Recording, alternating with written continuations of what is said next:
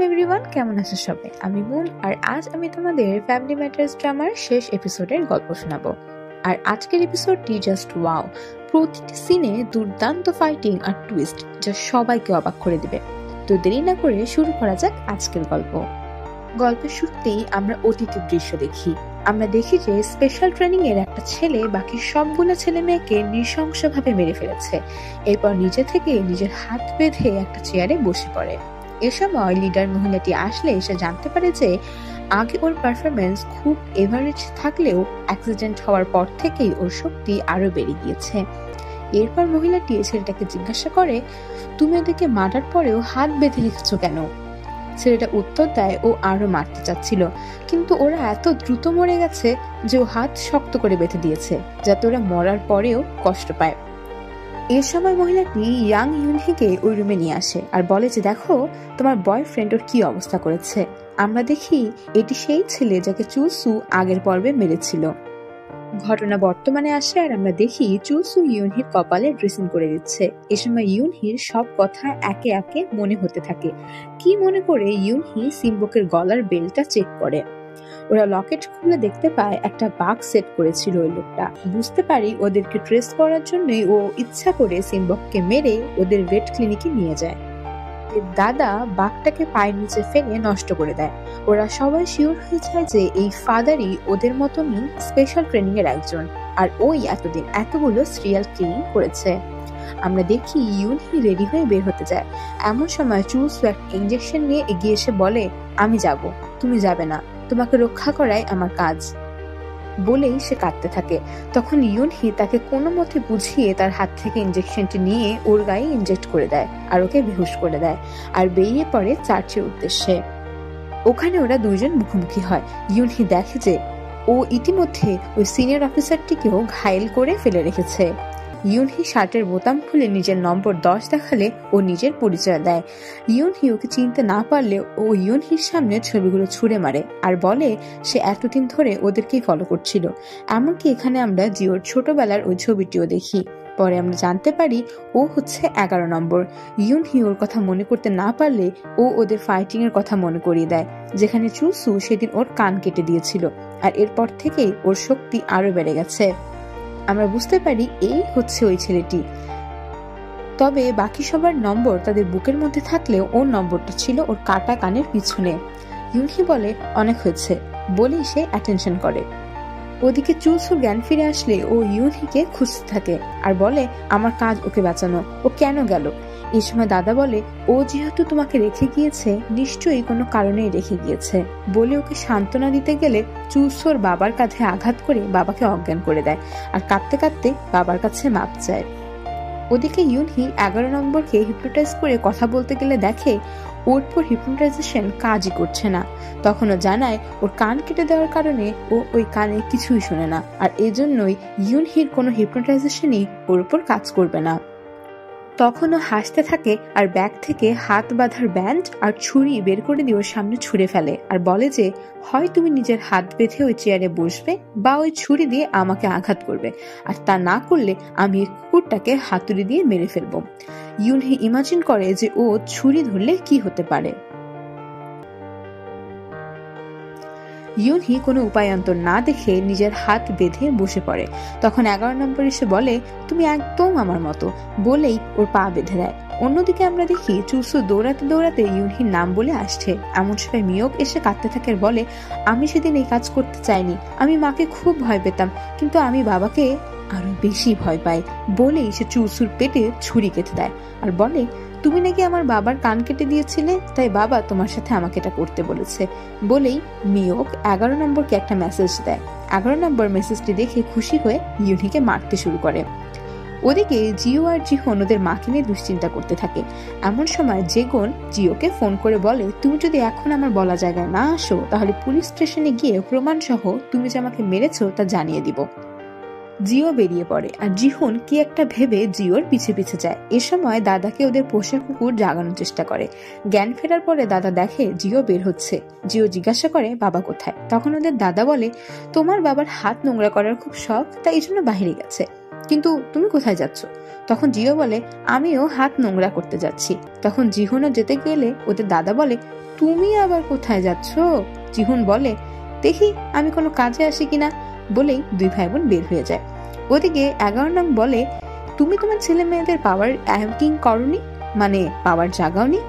আজকে দেখা যাবে কার ছেলে মেয়ের বেশি ক্ষমতা। ওদিকে জিও আর জিহুন ছেলেটার গলা ওইখানে পৌঁছে যায়। এমন সময় জিও ফাইটিং করতে গেলে জিহুন বলে, তুমি থাকো, আজকে ওকে আমি দেখে নিচ্ছি, তুমি গেলে ওকে মেরেই ফেলবে। তখন জিও হেসে বলে, তুমি তো ফাইটিংই পারো না। তখন জিহুন হেসে বলে, তুমি যেমন এতদিন দাদার থেকে ট্রেনিং নিচ্ছিলে, আমাকেও তেমন বাবা এতদিন ট্রেনিং দিয়েছে। ফ্ল্যাশব্যাকে আমরা দুই বাবা ছেলের ফাইটিং দেখি। সিনটি খুবই স্যাটিসফাইং ছিল।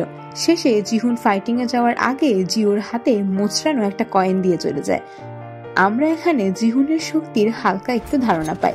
আর এরপরে আমরা জেগুন আর জিহুনের মধ্যে একটা অসাধারণ ফাইটিং দেখি।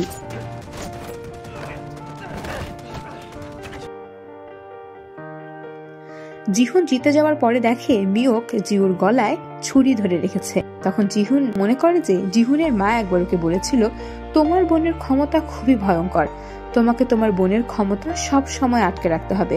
এই কথা মনে পড়লে জিহুন ভাবে যে আমি যদি ওর ক্ষমতা আটকাতে পারি তাহলে নিশ্চয়ই ওর ক্ষমতা জাগাতেও পারবো। বলেই ওর চোখে ফ্ল্যাশ মারে, কিন্তু এতে কিছুই হয় না। তখন জিও বলে, আমার কোনো ট্রমা নাই, এমনি আমার চোখে কেন লাইট মারছো? কিছুক্ষণের মধ্যে জিও আর মিওকের মধ্যে ফাইটিং শুরু হয়। এরপরে মিওক জিওকে ধাক্কা মারলে আমরা দেখি জিওর চোখ উল্টে যায়।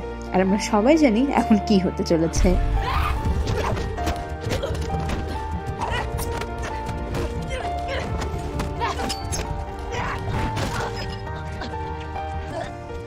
মার খাওয়া মিওকের মুখ দেখার মতন ছিল। দুই ভাই বোন ওদেরকে শায়েস্তা করার পরে মজা করতে করতে বাসার দিকে রওনা দেয়। এই খবর 11 নংয়ের কাছে পৌঁছালে ইউনহি হেসে বলে, শুকর করো যে আমার বাচ্চারা ওদেরকে মেরে ফেলেনি। এতে 11 নম্বর খুবই রেগে যায় আর ইউনহির হাতে পিন গেঁথে দেয়। অন্যদিকে গ্যাং লিডার লোকটা ওদের বাসায় আসে আর ওদের দাদাকে শাসাতে থাকে। এমনকি সে কথা বলতে বলতে কথার মাঝে হঠাৎ করে ওদের দাদার পায়ে একটা বড় ধারালো অস্ত্র গেঁথে দেয়। সিন পরিবর্তন হলে আমরা দেখি ইউনহিকে আবার অত্যাচার করতে গেলে ইউনহি কুকুরটাকে হিপনোটাইজ করে আর 11 নম্বরের উপরে একটা অ্যাটাক করায়। কিন্তু নিশ্চয়ই 11 নম্বর কুকুরটাকে হাতুড়ি দিয়ে পিটিয়ে খুবই নৃশংসভাবে মেরে ফেলে। তখন ইউনহি ওর মজা উড়িয়ে বলে, তুমি সব সময় আমাকে কপি করতে থাকো, আমার মতো কখনোই হতে পারবে না। বলে সে জোরে জোরে হাসতে থাকে। এতে 11 নম্বর এসে ওর মাথায় পিন গেঁথে দিতে যায়। আবার সিন পরিবর্তন হলে আমরা দেখি ওদের দাদা কাতরাতে কাতরাতে ব্যাগ হাতাতে থাকে। সে কি করছে এই কথা গ্যাং লিডার জিজ্ঞাসা করলে কি হয় তোমরাই দেখো।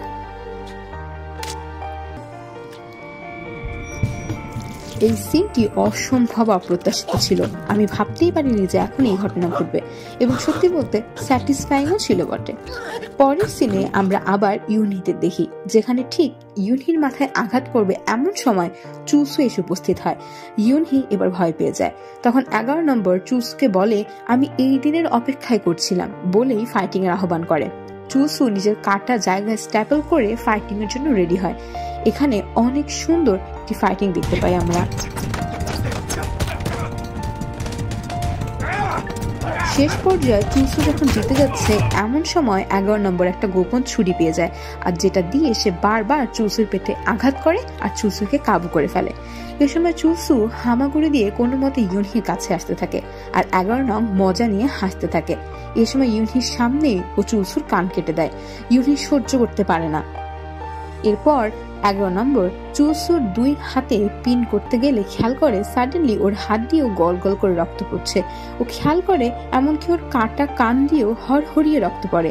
তখন আমরা ফ্ল্যাশ থেকে দেখি ইউনহি আগেই ওর কানে পিন গেঁথে ওকে হিপনোটাইজ করেছিল। সিনটি আসলেই মাথা ঘুরিয়ে দেবার মতন। আসলেই এই ড্রামার এত টুইস্ট যা বলার বাহিরে।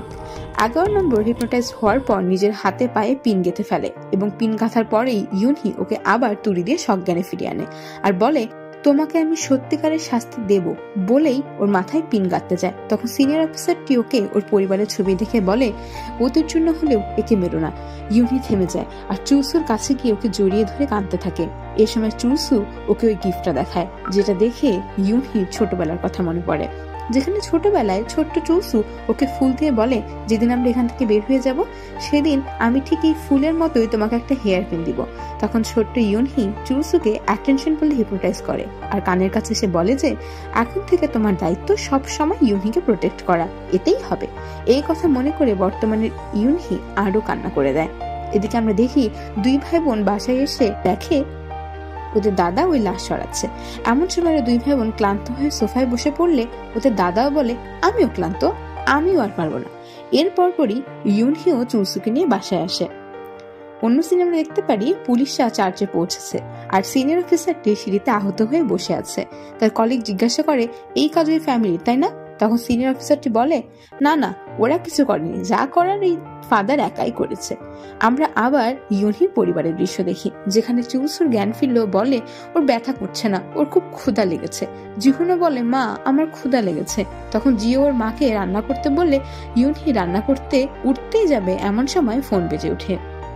আমরা দেখি ফোনটি ইউনহির মা মানে ওই লিডার মহিলাটি করেছে। আসলে এই পরিবার একটা দিনও শান্তিতে কাটাতে পারে না। মহিলাটি ইউনহিকে বলে, বাহ তোমার পরিবার তো ভালোই আছে। ইউনহি বলে, তুমি আমাকে ধরার জন্য এত কিছু করলে, এতগুলো মেয়েকে খুন করালে। তখন মহিলাটি হেসে বলে, ধরবো মানে? আমি তো কখনো তোমাদের হারাইনি, আমাদের ফ্যামিলি তো প্রথম থেকে ম্যাটার করে তাই না? আমি তোমাদের অনেক কাছে বলে সে হাঁটতে থাকে আর ইউনহি স্তম্ভিত হয়ে যায়, যার অর্থ গল্প এখনো বাকি। এই দেখে এপিসোড 6 এখানে শেষ হয়। আশা করা যায় খুব শীঘ্রই এই সিরিজের সেকেন্ড সিজনও চলে আসবে, যে এক্সপ্লেনেশন আমি করে দিব সবার আগেই। তবে সত্যি বলতে সিরিজটি অসম্ভব দারুণ ছিল, কখন কি হবে তা বলা যায় না। বিশেষ করে শেষ এপিসোডটি বলার বাহিরে। আমি নিজেই দেখার সময় অসম্ভব একটা ফিল অনুভব করেছি। কেমন এক্সপ্লেইন করেছি নিজের প্রথম ড্রামা এক্সপ্লেনেশন জানি না, তবে আপনাদের কেমন লাগলো অবশ্যই আমাকে জানাতে ভুলবেন না। আমি শীঘ্রই আমার নতুন ড্রামা বা মুভি নিয়ে হাজির হব। গল্পগুলো একদম সাথে সাথে দেখতে আমার চ্যানেলে সাবস্ক্রাইব করে রাখতে পারেন। Till then, happy watching, bye bye everyone.